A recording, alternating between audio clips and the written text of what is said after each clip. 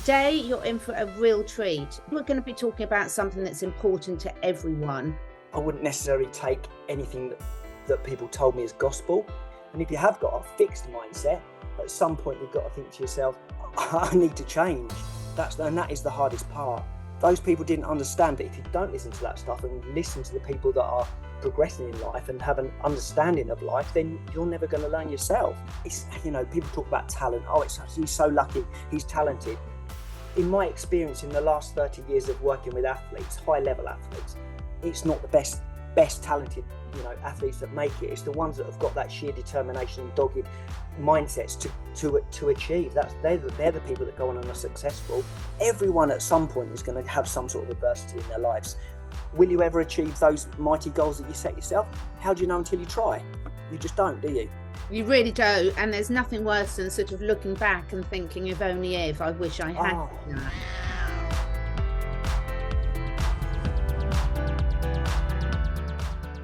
Hello everyone, Catherine here. For some of these episodes where you hear me talking about Kinder Sound, I invite all my guests to introduce two of their favourite songs and explain why they're meaningful to them. Now, on the radio show, Kinder Sound have a license to play the music, but we're not allowed to do that on YouTube. So in the YouTube versions, the actual music is missing. So please do feel free to play those songs separately and see how you resonate with them. And do check out the links below so that those of you that want to look up Kinder Sound, they're doing amazing work. They've got fantastic interviewers. All the details for how you can watch and support them on all their platforms are below. Thank you for watching. Right, I am absolutely delighted to be back for the next episode of the Holistic Biologist Show on Kinder Sound Radio. Tuning in every fortnight, 5:30 p.m. UK on Wednesdays.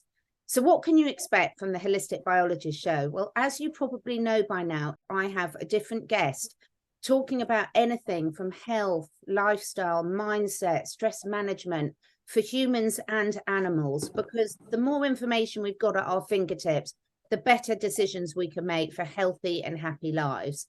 So last time, with the last episode, we had an amazing lady, Caroline Gaskin, who's a homeopath, and we talked about all things homeopathy for animals and humans. But today, you're in for a real treat. We are going to be talking mindset with a very special guest. So let me tell you a little bit about Steve. So Steve Linger from Strive Performance, 52 years young. Everyone's younger than me these days, Steve. I've reached that stage. Strength, conditioning and movement specialist, very athlete and football focused. And Steve helps athletes, young and old, prepare for the rigors of sport and life. Steve is an absolute shining example because he's physically and mentally strong. And this is what he works with all his clients with. And he's a real example of how people can overcome anything, any adversity with the right mindset. So today we're going to be talking about something that's important to everyone, mindset, what it is, how we can nurture the right mindset and how it can transform every aspect of our lives. So how are you doing today, Steve? I'm doing good, thank you. It's great to be here. Hot off the press, I think, from working with clients this morning. Yeah, that's it. We're lucky to have sandwiched an hour in where we can have a bit of a chat. Yeah, it's fantastic. Now, I have wanted to speak to you for a long while, Steve, because my daughter's been lucky enough to work with you. She's a football player recovering from second ACL injury in her short career. But she, for me, is a shining example of mindset and everything right about it. Incredible, actually. So tell us a little bit about yourself and why mindset is so important to the work you do personally and with your clients. I think it all stems from when I first got involved in the industry, which was probably around 30 years ago now.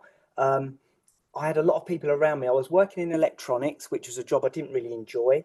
There was other things I wanted to do and pursue, but obviously the people around me, obviously the people you surround yourself with, they would always talk me out of it. They would say it's probably not a good idea. It's a tough world out there. There's so many obstacles. There's so many things that are going to get in your way. You're better off playing it safe, staying in an industry, living your life. Even my father-in-law would tell me things like this and say, you want to live your life and then get yourself into an industry where you're going to have a really good career package, and then you're going to have a really good retirement fund.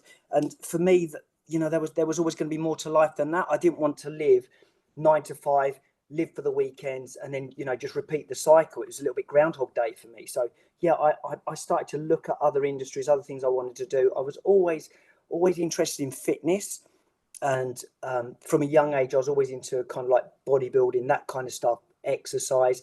So I kind of knew what it took to improve physically, and alongside that then came the mental side, because obviously there was so many pitfalls as a teenager, being drawn by friends to do things that you probably knew were wrong, but if you were mentally strong enough, you was able to say no to, and I think that stood me in a good stead as a youngster, to know right from wrong, if you like, in terms of what was going to help me and what was going to hinder me in my progress through my fitness career, if you like, because it was at that time that I was starting to get into exercise. I'd push myself too hard, get injured, wanted to know why those injuries were occurring, had no idea what I was doing when it came to training, if I'm honest. And it wasn't until you started to do these courses through the CHEK courses and the functional movement screen guys, a lot of the courses I was going on, you were kind of like, it was at that stage you sort of got to know that all the stuff you'd ever learned was wrong.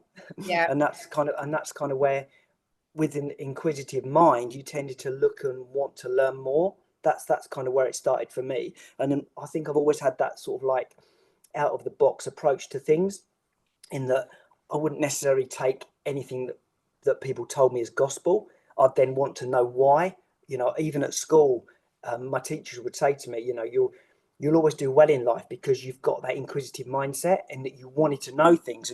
And just because someone told you something, you wouldn't always necessarily believe that to be true or was right. So I think that I was quite lucky to have that inquisitive mind from a young age, so that definitely helped. So as I've then got older, and then sort of like the people you surround yourself and the people you meet, you tend to learn little bits from those people. And the people that are successful, you look at and think, well, what are they doing that I'm not doing? Or what, then people that aren't so successful, you're thinking, I can see why they're not achieving the things they want to achieve, just because of their thought process and mindset. Like we've said before about mindsets, you've got kind of like those two types of mindset. You've got the fixed mindset, who is adamant that this is just how it is and this is my life and that's how I'm going to lead it. Then you've got, then a growth mindset, where people have kind of got that mindset where they're going to think and look and try and improve and wonder about life. And I think that's there's definitely a massive divide between those two lots of people in life. But how you then nurture either of those, it's quite difficult, I think, because you've got to first take a step back and think, which type of mindset have I got, to then progress on to know which path you're going to follow. And if you have got a fixed mindset, at some point you've got to think to yourself, I need to change. That is the hardest part, that changing. But the best way to do that, I've found, is surround yourself with people that have got a growth mindset, and then just try and copy the things that they are doing. Learning's been massive for me. I used to read a lot of like the personal development type books, and people would laugh at me. They'd say, oh my God, what are you reading that crap for? Or listening to that, but those people didn't understand that if you don't listen to that stuff and listen to the people that are progressing in life and have an understanding of life, then you're never going to learn yourself. As you probably know yourself, the things that you've read and the things you expose yourself to, those are the things you become. That's kind of where I'd say. So many important points you've raised there, Steve. I mean, I think it is one of the things I'd really like to pick up on, which you've just mentioned, is about people having that self-awareness of where their mindset is now, because that can be really, really hard. Particularly, I've noticed we're in a stage now with this political correctness where it's really, really difficult sometimes to have open and honest conversations with those around you. But the first stage to changing anything in your life is to sort of take a bit of a stock of where you are now. Exactly. So with some of the people, you've got so much experience, not only working through this with yourself, but with all the clients you work with. How would you broach that into trying to get someone to understand where they are now mindset wise? I'm quite lucky, I think, in the job that I work in. You can tell within 1 or 2 sessions what someone's mindset's like, because obviously we are training and exercising these people, and it's the questions you ask. Oftentimes they've got a negative approach to things. But I think a lot of times you can tell by the excuses people make. Yeah. You know, so if you find yourself, and you know, this is where self-evaluation is critical, in that look at the things you're saying about the situations you're in, and if it comes up, you know, and sounds like an excuse, then invariably you're on the wrong path. And like I always say to people, excuses sound best to those that are making them up, and it's so true. That's how things are. And the clients we work with, it's you know, people talk about talent. Oh, he's so lucky, he's talented. In my experience, in the last 30 years of working with athletes, high level athletes, it's not the best talented, you know, athletes that make it. It's the ones that have got that sheer determination and dogged mindsets to achieve. They're the people that go on and are successful. I've seen so many 14 and 15-year-old footballers that have been unbelievable. They're not playing football now. They're working on a building site, or, you know, doing whatever they're doing, because they didn't have the drive and desire to make the things happen. But again, that's down to mindset, isn't it? They just assume that they're going to be successful because they're good at football at a young age. But, you know, they soon fall by the wayside. You know, you might get a little injury that sets them back, or they get released from a club, and they're gone. That's the end of them, because they've not had to work for anything at that stage. I think that's the biggest problem. And it's the ones that have had to come through adversity, that have dug in, stuck at it, that they're the ones that have gone on and played pro football with you know, those are the guys we work with, not necessarily the best footballers. I've worked with a couple of footballers that, you know, other people that I trained that were at school with them, and said, you know, these guys weren't even getting in the school football team, but now they're playing, you know, professionally and making a living from the game. So at any given time in their career, you know, if you were to look at them, you think, well, they're never going to be any good, but you don't know what's going on in their heads that's going to make them, you know, achieve what they achieve. You're just seeing a snapshot of where they currently were at their time in their career. So yeah, I think that's where mindset really comes into it, and that's where self-belief, self-discipline is probably the biggest one. I think within that mindset is that doing the right things at the right time, and being able to kind of like not get distracted by the distractions. You know, nowadays there's so many things that we're bombarded with, things to do, things to go and do, what other people are doing that are not necessarily achievers, if you like, that you do get sucked and drawn into. But then that's where you've got to have that discipline and understand where you're trying to get to and what you want to achieve. Because you've got to, if you don't know where you're going, that's exactly where you'll end up. You're just not going to achieve anything. So from a mindset perspective, and the people you know we're trying to aim this at, you've got to know where you want to go to start with. And once you know where you want to get to, you've just got to reverse engineer it to where you are today. And then as long as you're on the path and doing the right things on a daily basis, a monthly basis, a yearly basis, you're giving your best opportunity to achieve those things. Will you ever achieve those mighty goals that you set yourself? How do you know until you try? You just don't, do you? You really don't. And there's nothing worse than sort of looking back and thinking, if only if, I wish I had that. So one of the questions on that I'd like to ask you about, Steve, is you were saying that you had this curiosity, this open mindset right from the start. There's going to be a lot of people looking at this that's going to, if they're really honest with themselves, recognize the excuses. I'd like to come back to the excuses a bit. Yeah, first. Of course. So sometimes, you know, everyone's going to have curveballs thrown at them. People have got all sorts of different upbringings, all sorts of opportunities. How important do you think having some early adversity in your life can be to sort of strengthening that mindset? Because we do see quite consistently people have it too easy, too young. You might think you want what that person gets, but it doesn't necessarily serve them in the long run, does it? No, because it doesn't create a platform for them to understand when things do go wrong, what to do and how to deal with it. But you know that exactly what you just said there. You know, people that have had adversity at a young age do tend to then be catapulted into, you know, greatness, if you like. You know, if you look at and read so many people's autobiographies, you know, you'll find that they've had adversity at a young age, which has then driven them on to be successful.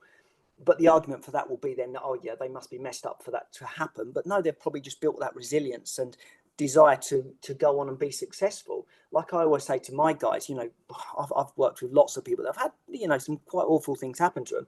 I always say, never look back, only forward, because that's gone, it's past. No matter how much you dwell on it or how much you think about it, nothing's going to change.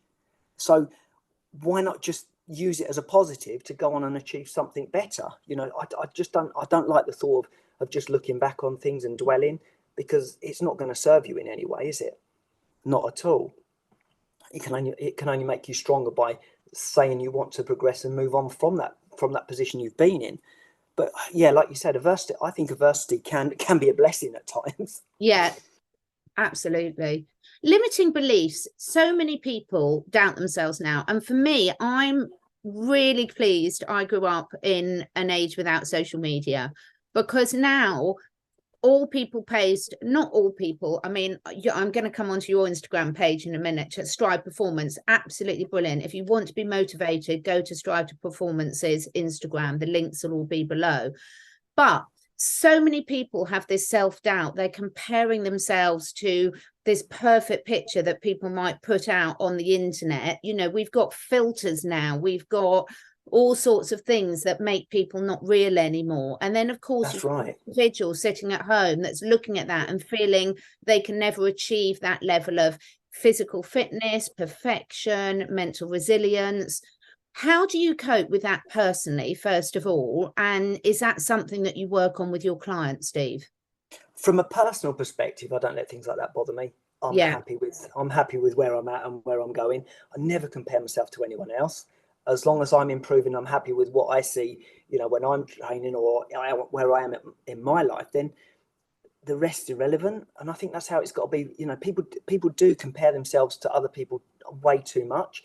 Like you said, social media is a funny environment where it's full of fake lives. I think personally, and it's tends to be, people tend to brag on there, and it's almost like, look at me, this is what I'm doing, I'm great. I find with people like that, it tends to be because they've got other things missing in their lives. That's just from what I've noticed. And I see people and friends that post things, and I know the background of the person, and you're thinking to yourself, you're really not that happy. So people look at these people and think, you know, they're living a great life, and they're really not. I think you just need to stay in your lane and focus on yourself. And as long as you're happy with what you're doing and where you're going, and you're improving on a daily basis, then just be happy with your lot, if you like. You know, don't compare yourself to other people. Just be the very best that you can be. And that's what I say to, you know, all the athletes that I work with. As long as you're improving and getting better, then that's all you need to, that's going to serve you. Don't compare yourself to players in the Premier League if you're playing step 3 football, but obviously you'd like to get to that level. There's nothing wrong with that. But to compare yourself to the point of it depressing you, that's not good for your mental health. Not at all. I think there's a lot of studies, well, I know there are, that have been done, that there's a big difference in terms of anyone who's working still on the vibrations of jealousy is going to massively affect what you can achieve, because there's not sort of a vibrational match there. And I think picking up totally what you just said there, Steve, there's a big difference, isn't there, about having role models in a particular area. You know, just because you're a good footballer doesn't mean you should be perfect in every aspect of your life. I think that's exactly. Say, but you know, if you pick someone, that surrounding yourself with someone that's achieved something that you want to do and learning from that is a very different energy, isn't it, to compare? 100%. Yeah, that's not comparison. That's a situation where you would like to emulate those people. Yeah. There's a big like you said, there's a massive difference between that, because one's a positive energy, one's a negative energy, because you'll just resent that person for being so successful. Whereas if you're using them as a mentor or someone that's going to guide you, that will just draw you on. And like you said, surrounding yourself with those people makes a massive difference. It's so interesting you should say that about energy. I probably train 15 people a day, 1-to-1, straight through. And there'll be certain people that I train and work with that you'll just be buzzing through the whole session. And then there'll be other people that it just seems to drag and you know, drain you for an hour, and it feels like 3 hours. But I think the difference there is, it's, if you were to then unravel those people, you would definitely have, one would have a growth mindset, one would have a fixed mindset. One, you're trying to draw on to work harder. The other person is, you're trying to hold back, you know, because they want to succeed so badly. Whereas the people that you're almost dragging them to do what you want to do. And this sounds so bad, but I'm quite lucky and fortunate nowadays in that I kind of can choose who I work with. So if I get what I call a drainer, I just won't train them, because it's going to affect me. And if I'm training 15 people a day, I don't want the fourth person of the day to have completely emptied me, if you like. So I try and stay around positive people, and that's what I say to a lot of my football clients. Try and surround yourself with people that are on the same journey as you, because otherwise you will get drawn by the wayside, and that's so important. You know, even with the business people that we work with, they're exactly the same. You've got to surround yourself with the same like-minded people and people that are on the same journey as you, or at least watch and listen to people that are that you'd like to either emulate or are on the same journey as you. You become what you surround yourself with. It's as simple as that. That's but the problem you've got is there's only sort of like 5% of the people that are in that sort of like what I'd call that group of people that are striving to become better at things in life, which is such a shame, because people are literally just wasting their lives and don't even realize they are. They just sort of like almost going through life sleepwalking, which is such a shame. It'd be so nice if we could kind of like awaken so many more of those people just to what life can offer, rather than the doom and gloom. And what the potential is, what you can physically achieve when you really work on your body and your mind, is absolutely incredible. So we're going to take a little break now and come to your first song, Steve. So I would like you to tell us, what song have you chosen to play first of all, and why is this song important to you? Is it going to be Fearless Soul that we're playing first? Is that the one we're playing? It was actually the other one first. Yeah. Are we going to have Oh the Larceny? Okay. Yeah. So whenever it comes to songs, I like to listen to the words, and I like a song to have a story. So if we listen to Oh the Larceny, hold your head up, listen to the words, pay attention to what the guy's saying. Love it. We'll be back shortly, everyone. Thank you. Right, we are back again after the break. I hope you all listened to the words of that song, because it's very, very pertinent to what we're talking about today with Steve Linger from Strive Performance on mindset and why it really mattered. So before the break, we had a great discussion about just how important mindset is, and how important it is to surround yourself with people that are really going to lift your mindset up, and you can build each other up. Steve, who have been some of your best mentors over the years? So I've had a couple. I've had one of I think it was it's probably my form tutor at school was probably the first one in terms of making me understand kind of where I was at, which was quite an interesting story. He said to me one day, we were just chatting. I got on really well with my form tutor because we both loved fishing, so we had that in common. So we used to talk about fishing and things like that, but we got on really well. And I remember him saying to me one day, he said, I think you might be borderline autistic. This was back in the day when autism wasn't really a thing. And I said to him, I said, what makes you say that? He said, well, he got three members of our form. He got like their current scores through the year in the lessons that we were doing. And he covered the name up so I couldn't see. And he said, this girl here, he said, look at her scores in all classes. And she was quite an intelligent girl. She was sort of like probably top quarter of the year, all the way across in the classes. And then you got a boy that was not quite as intelligent, but his scores were kind of like middle of the road, but again, on a level. He said, but if you now look at yours, he said, there's 3 subjects where you're top of the class, top 3, top 4. He said, and then there's 3 subjects there where you're bottom of the class. He said, what that is, he said, you're either completely immersed in the subject or you don't want to know. And he said, that's traits of autism. He said, but that's not a bad thing. He said, because you'll always do good at something in life because you'll fully immerse yourself in it. And I think that's kind of where I got to, in that I fully immerse myself in fitness, in training, in sports, in conditioning, in injury treatment prevention. And that's kind of like it was a bad thing, but in a good way, if you like, in that, some of the classes I was absolutely bombed in, but others, it was biology, history and geography. Those were the three lessons I absolutely loved, because it was a subject I wanted to get involved in. And, he was my first mentor, because he made me realize that you're not stupid. You're just not interested. So, yes. That was my first mentor, I would say. And then obviously as we progressed, and obviously as I started to get into fitness, then there would be people like the likes of Paul Chek, Charles Poliquin. These were the guys that I would follow their information and just hang on their every word in terms of the things that they were teaching. So yeah, those were my initial mentors. I wouldn't say I had anyone close that, you know, like I spent loads and loads of time with. I think as a youngster growing up where we lived when I was at school, there wasn't many houses around near us, and we used to have to travel into school. There was only kind of two houses, and the man that lived next door to us, he was quite old, so I didn't have lots of children around me to influence me. So I kind of was left to get on with things myself. So I was, you know, I'd be out. We had quite a big garden with a wood behind. I'd be out in the wood in the garden, and I had that inquisitive mind because I wanted to know what everything was.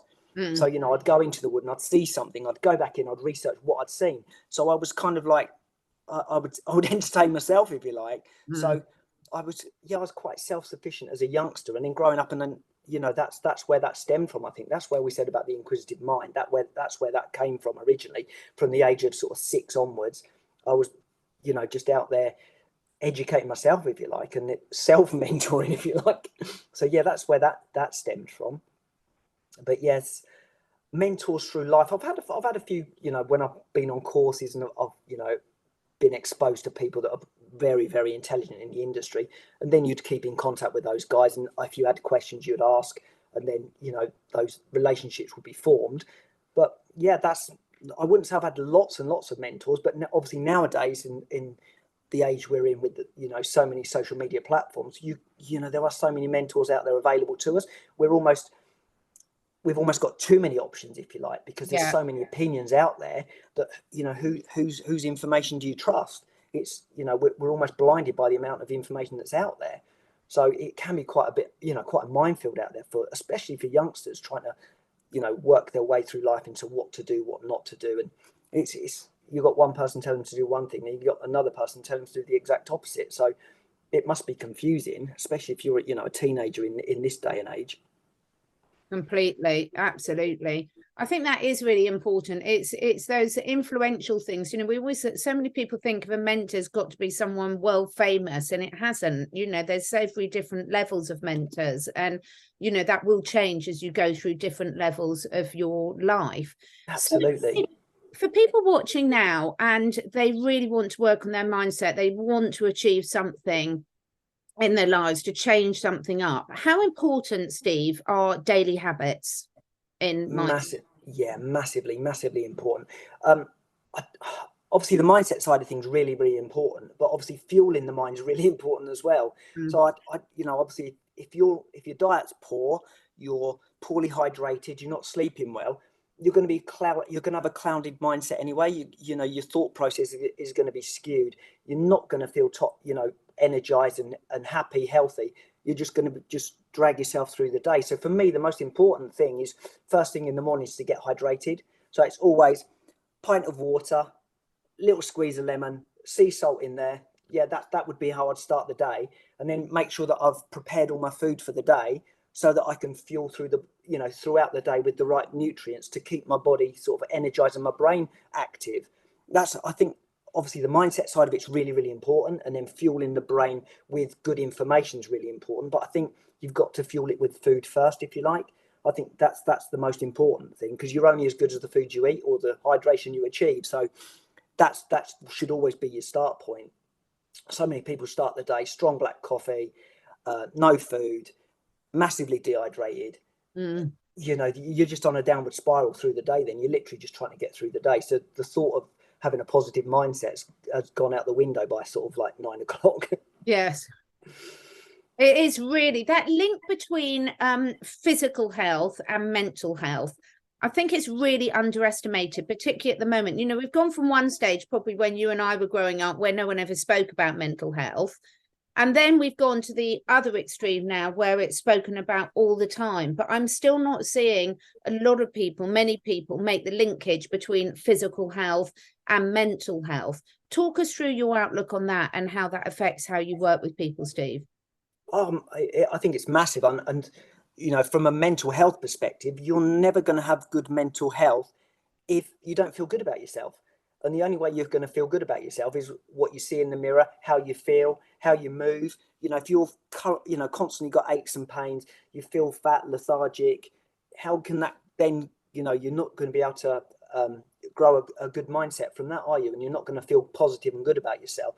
So I think that, you know, it's a bit of a trilogy, really. I think you've got mental health comes from nutrition, obviously thought process, and how you move. I think those three are all, they go hand in hand, and along with sleep. I think sleep's massively underrated. Not enough people are getting 8 hours sleep a night. I try my hardest to get, well, obviously I'm working 15-hour days. I still try and get as close to 8 hours sleep, you know, a night that I can, you know, if I can.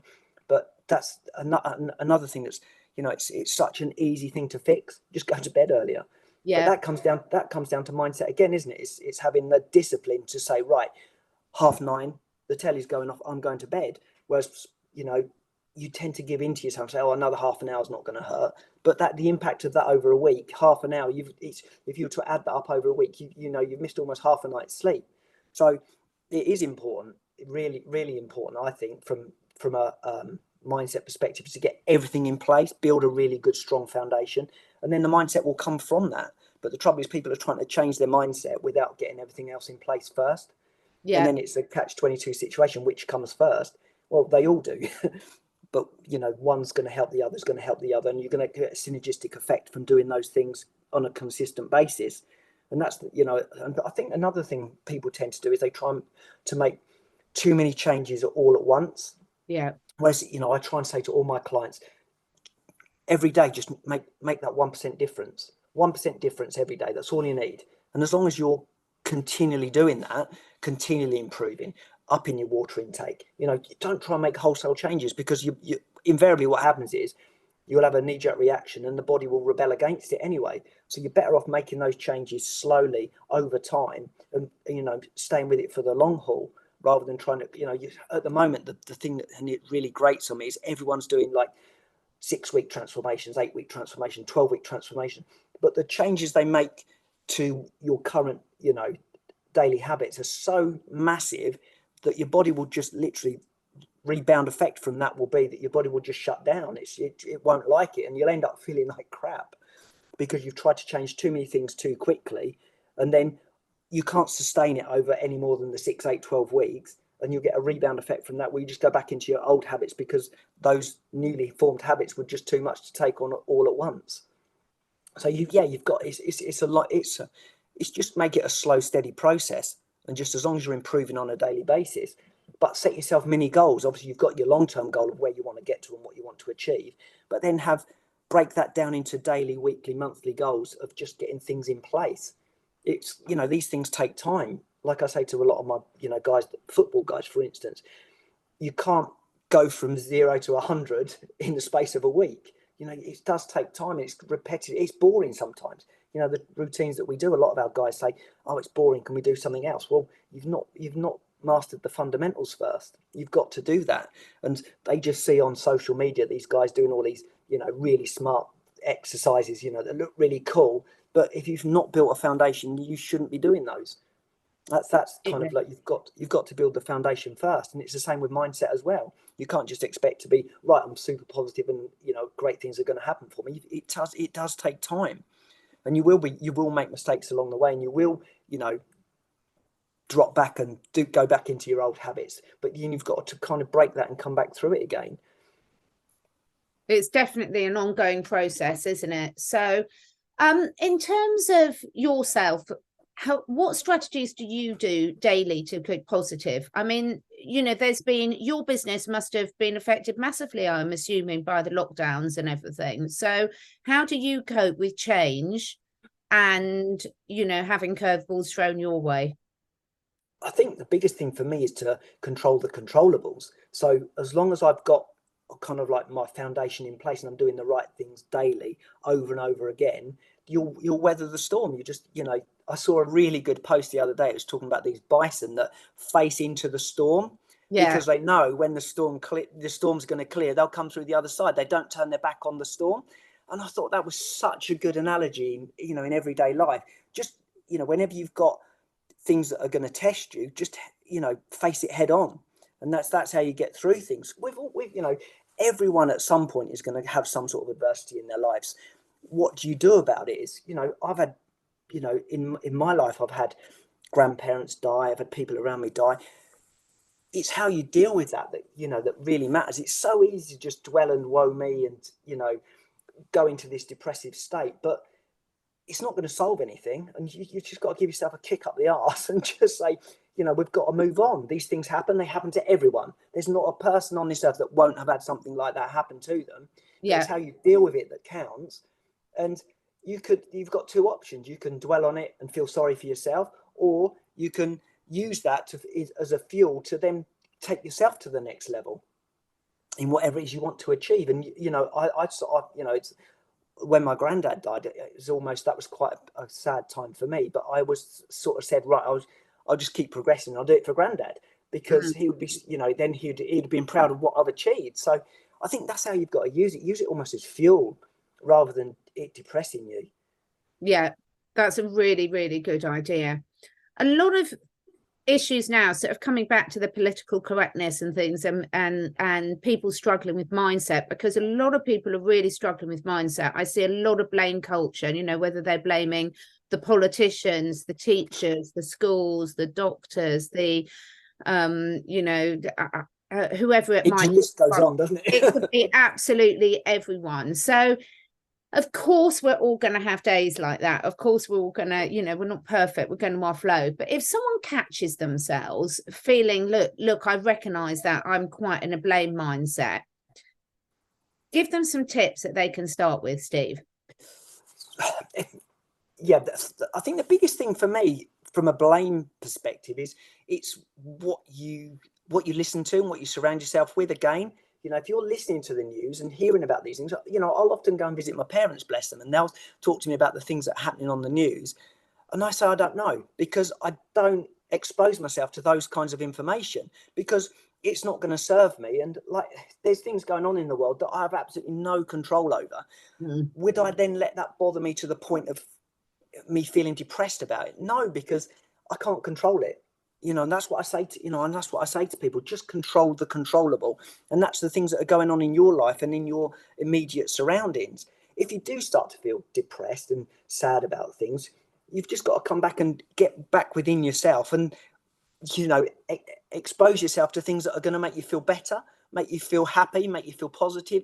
One of the best things for me, and it always makes me feel better, is just to get out in nature and watch the things that are around you. Because sometimes I think people don't see the wood for the trees in the beauty and the things that they've got in their surroundings. Obviously, it's difficult if you live in the city or somewhere like that, but we're never too far away from a park to get out and in the fresh air. It always makes you feel better just to get out in nature. Surround yourself with things that lift you, I would say, not to dwell on things too much. That's the best advice I can give to anyone, is just look from outside into the world and go and enjoy what's around you, and that will always make you feel uplifted. It's so easy to sit indoors dwelling on where you're at, but you're never going to change by looking at the things that are actually affecting you negatively. It's just not going to happen. So the best advice I can give to anyone is surround yourself with people that are going to lift you up, and then get yourself out in nature and out in the world and expose yourself to things that make you feel good.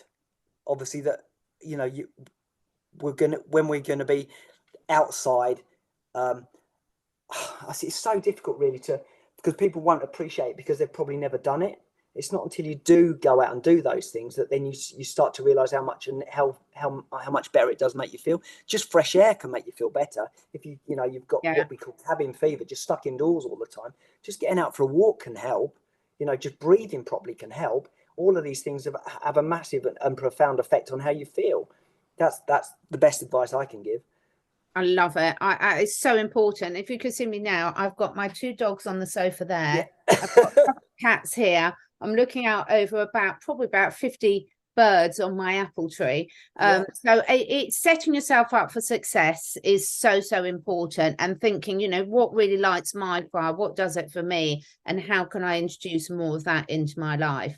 Exactly. So before we get on to the next stage, Steve, we're going to come to your second song. Tell us about your second song and why this is important to you. This is going to be such a good song. It's Fearless Soul, and it's called Believe. And it's another one of those songs you just got to listen to the words. Love it. Enjoy this, everyone. We'll be back soon. I just wanted to say that today's episode is sponsored by ASEA redox signaling molecules. Now, it comes in two forms, the liquid and the gel, plus there's a huge other product range for us. But why did I start taking ASEA, and why is it now an integral part of something that my whole family, both four-legged and two-legged, take every single day? Plus also something that all the clients I work with, again, four-legged and two-legged, it's number one on my priority list. Well, part of what I do, what I'm passionate about, is understanding the challenges that are affecting each and every one of us in today's modern living. The more you know, the more sometimes you wish you didn't know, but the pollution in the air, in the water, in the food, the control of our minds, the propaganda. But one of the things that we can do is take back responsibility for our own health. Now, every single cell of our body, whether we're an animal, whether we're one of the dogs in the backgrounds or one of my plants, contain these redox signaling molecules. And cellular health and cellular communication is absolutely key, whether you want to get your body back in balance, whether you want to reverse the aging process, whether you want to address any particular challenges that you've got physically, emotionally.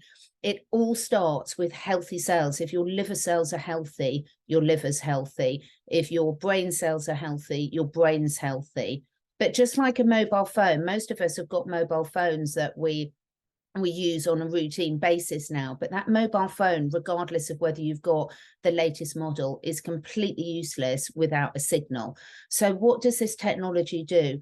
The gel is something that you can apply topically over particular areas of concern, whether you want your skin to look better, whether you've got cellulite, whether you've got an area that's causing you a challenge.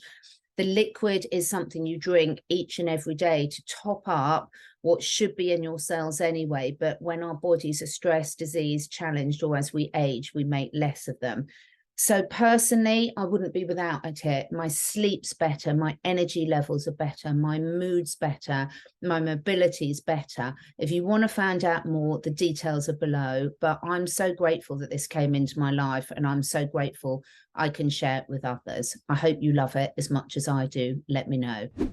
Right, we are back. I hope you really enjoyed that song. Back on the Holistic Biologist show with Steve Linger from Strive Performance, and we are talking about mindset and why it really matters. I just wanted to pick up on what we were talking about before the break, Steve, and talk about gratitude and how gratitude and mindset really go hand in hand. If people are finding it hard to see things that that they can be grateful for, have you got any tips about where they can start?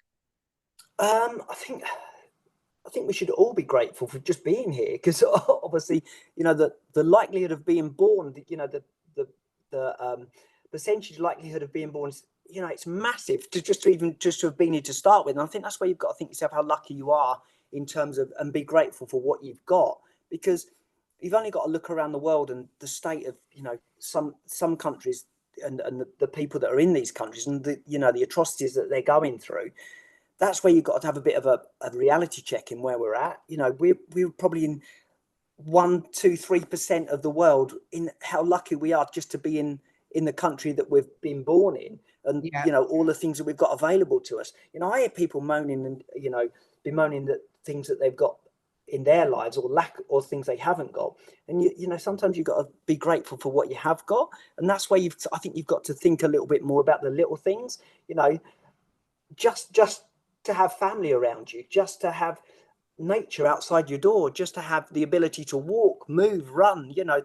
You've got to be grateful for these things, because there's a lot of people that haven't got that opportunity. And that's where I think you've got to be more aware of those smaller things around you, and not be so concerned with material things, and be happy with the things that you can do and you are able to do on a daily basis. Because I don't think enough people are grateful for what they've got, to be honest. I think it's that we live in a world where everyone compares themselves to everyone and what everyone else has got, and it's never enough. But that's just that materialistic mindset that we've had sort of like drilled into us, I guess, to compare ourselves to other people and the things they've got, rather than just taking a step back and being happy with the things that we have got, and then really kind of like take a closer look at the things that we have got, and then appreciate them maybe a little bit more. appreciate the things we've got around us. Like we've got a little dog now. He's not very old, little Cooper, and sometimes I'll just literally lay on the floor, just stroking, cuddling him, and I think, how lucky are we to have such a sweet little dog that's it's just an unconditional love that he's got, and you just look into his eyes and you just think, that's enough for me. I could just literally, I can't give a monkey's about money. It's having those things that warm your heart. I think that to have those things around you, and I think people don't appreciate those maybe as much as they should. And I don't think we appreciate the people that are around us as much as we probably should do either. And the things they can bring to us. I think people don't tend to listen enough as well. We're not grateful for the information that people give to us. And I think if we listened more and spoke less, we'd be in a much better place in society, because we tend to listen, not to take in the information people are giving us, but to actually just give our opinion. And I think that's the biggest problem, in that we should be more grateful for those people that are around us and the things we have around us, not necessarily material things. But yeah, I think it's so difficult. It's so difficult because obviously everybody's lives are different and everyone's circumstances are different. So you've got to look at the smaller things and be happy with those smaller things, I think. I'd love people to start that. And when we talk about gratitude, for those of you watching this visibly, you can't really see, I've got two of my Romanian rescue dogs on the sofa there, and they're just absolutely gorgeous. And they've come from a really, really tough situation, and every day, the gratitude, that anyone who's got the dog, you can just see it, can't you? Walk. Yeah, I will say I've never got enough cats, Steve. I could never have enough cats.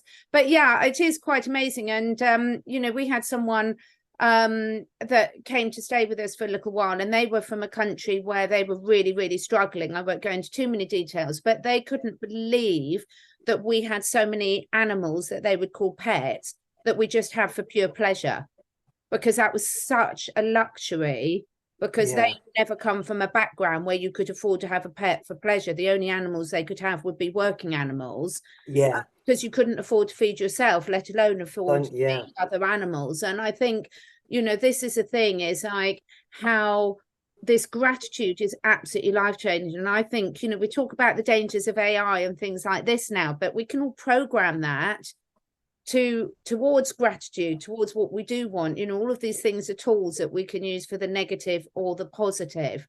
Definitely. Yeah. In this fast-paced world that everyone's living in, when they're juggling so many different things, how do you see mindset paying sort of having its place in terms of how people prioritize things in their life? So we've already touched on physical health and the balance between physical health and mental health. Just really prioritizing their physical health can transform so many aspects of their lives, can't it, Steve? Massively. I think the biggest thing is preparation, and time management's massively important as well, especially if you've got a busy life. Preparation from food, preparation, making sure you've got enough water with you in the day. Those things are obviously quite difficult to manage. From my own perspective, I always make sure that I food prep for the week.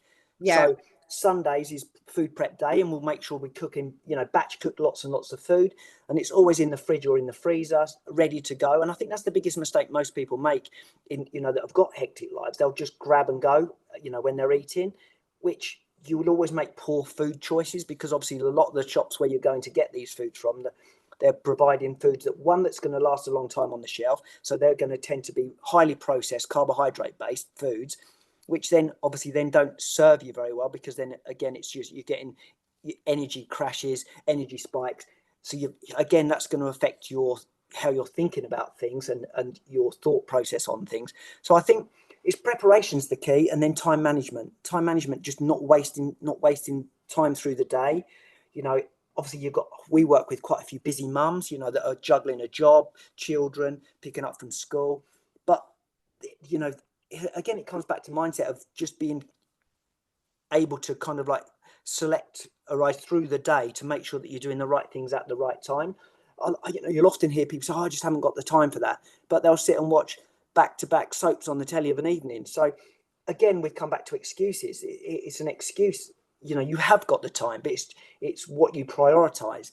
Do you prioritize food preparation, or do you prioritize Coronation Street? That's the difference, you know. But you can't then bemoan your progress when you haven't been willing to do the things that you need to do. You know, it's one of the sayings that I always come back to is, what are you willing to sacrifice today to allow you to have a successful tomorrow? That's, you know, for us, that's quite a big one, because most people aren't willing to sacrifice what they will be today. That's the problem. It's really, really important. I want to come back to the food sort of thing, because that's something that I'm really, really big at for, you know, working with my clients, but also it's really gone through the whole family now. So my children are our biggest conscience. We don't get anything of them, I tell you. And I'm always daft. I've got my lovely structured water bottle here that I carry water with me everywhere, which, much to the amusement of lots of people. But that's, I find that really interesting. Sorry to butt in, but I find that really interesting, that water is probably the most important thing we can take into our bodies, and you get people mock you for it. It's bizarre, isn't it? It's absolutely bizarre. But I must just tell you, I don't normally do this, but I'm going to do a call out. Near where I live, there's a Thai restaurant in Shalford, and I'll put the link below, because they've just put in a really good quality water filter, so that when you have their tap water, it's really good quality filtered water. So I've just gone and told everyone about it, and all the people I'm friends with are like, they would literally go there just because they've made the effort to do really good with their water. But people are prioritizing things that are just not serving them. And one of the biggest challenges I have is what you've just said about the food preparation, whether it's for your animals, because I teach people how to feed their dogs and cats properly as well, whether it's for your animals or yourselves, getting the joy back into that food preparation is really, really important, isn't it? Massively, yeah. And that's something that, you know, when we're preparing our foods, that's something that I actually, it's the smell of the food cooking and the preparation, and knowing that I'm prepped and ready for the week. That gives you such a good feeling on a Sunday, knowing that you're going into the week one step ahead, if you like. And I think that's something, you know, a lot of our clients have taken on board, and it's no surprise that they're the ones that make the most progress. The ones that are just sort of like eating on the run, they don't tend to. You know, they're the ones that are just dragging the heels a little bit, and the success just isn't there. But they're scratching heads, not knowing why they're not, you know, making the progress that the others are. And then they'll think that the other person must have some sort of secret weapon that, you know, we're not telling them. But it's not. It's just the basic fundamentals. I've had clients before say to me about other clients that we've got, asking for their number because they wanted to chat to them about the foods that they're eating, because they think that they've been, you know, they've got more or special information or a secret supplement that they've not been told about. But the harsh reality is they've been willing to do things on a daily basis that the other person isn't willing to do, but they don't appreciate the importance of that hourly, daily, you know, organization that these other people are willing to put in. That's the biggest issue, I find. Absolutely, massively. And whenever I want to pick me up, I go and look at your Facebook or Instagram account. It's always so positive and it's always so constructive. But okay, for the last few minutes before we've got, everyone's going to be watching. I guarantee that most people are going to be thinking there'll be one area of their life definitely they've fallen off the bandwagon. It might be the exercise, it might be the food, it might be the hydration, and all of these we've just heard is going to massively affect their mindset. So getting started, what words of wisdom have you got to people to say, regardless of where your starting point is? You work with people of all ages, don't you? Yeah. So, you know, ranging from 11 to 74. Yeah. So, you know, let's really help people cut through their excuses now. Okay, so what I would say is the first and most important thing is consistency. You've got to be consistent. Then you've got to make small, subtle changes on a daily basis. The three biggest areas I would say are hydration, sleep, movement. And now the movement can just be going for a walk. Walking every day for 20 to 30 minutes will have a profound effect on your body after a month. You'll feel so much better for it. You'll actually start to see body fat reduce as long as your diet's in place as well. Cut out all simple carbohydrates, all processed foods. Try and eat foods in as natural a state as possible. Get your sleep, get your hydration. Other than that, I would say get yourself on YouTube and watch as many motivational videos as possible. If I'm in a situation where I'm feeling a bit down or want some motivation before training, which doesn't happen very often, I usually watch a video on YouTube called Shark Mindset. Yeah. It's such a good video to watch. That's the one. That's my go-to, if you like. Okay, send me the link to that afterwards, and I'll put the link. I can do that. I can do that. Getting your mindset is everything, and it's also, I think, setting your lifestyle up success. So, you know, the amount of people say to me, we've got like a little rescue animal sanctuary. We've got dogs, we've got cats, we've got horses, we've got guinea pigs, we've got rabbits. And people say, oh, it's such a time, but it gets us up at the crack of dawn. Last night, we're always out in nature, all weathers, and you cannot be happy. It's because you've got a purpose, isn't it? Taking dogs for a walk. You know, dogs make you get out there in all weathers. They love it, you know. And so sometimes it's about setting yourself up for success, isn't it? With your food preparation, your water preparation, your mindset. We never go anywhere. We're so lucky now with modern cars. You can listen to a podcast on the way or something motivational. Absolutely fantastic, Steve. I completely love it. I think what you do is amazing. Tell people, how can they find you? Obviously your links to your Instagram and Facebook, but tell people, if they're thinking, wow, I need a Steve in my life, how can they work with you?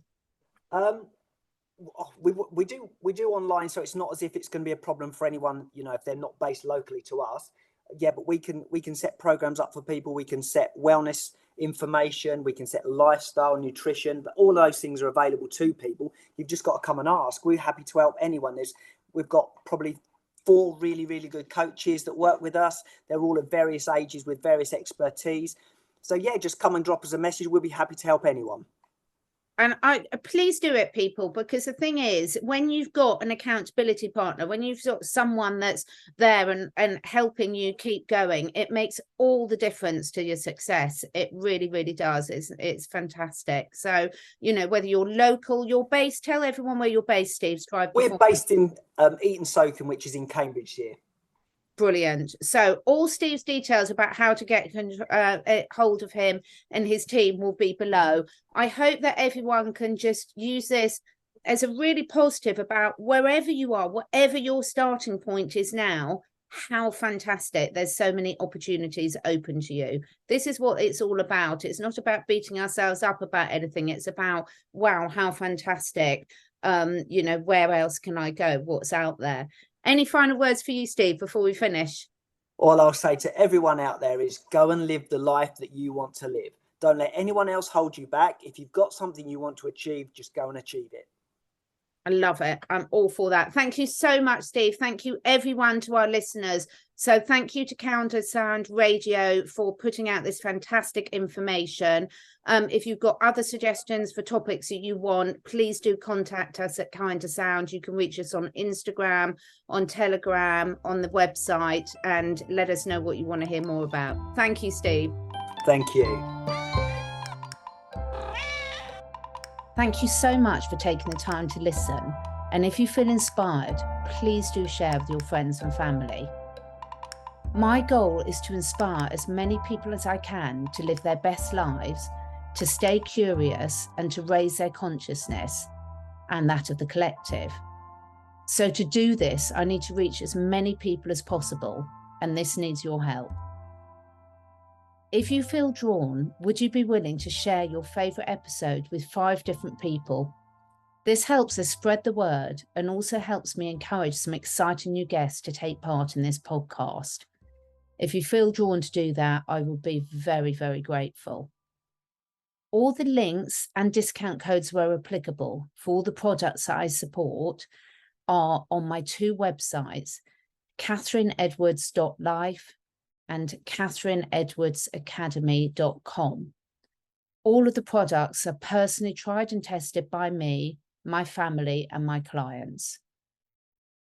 And finally, please do press the follow or subscribe button, depending which platform you're listening on. And above all, stay curious and stay free.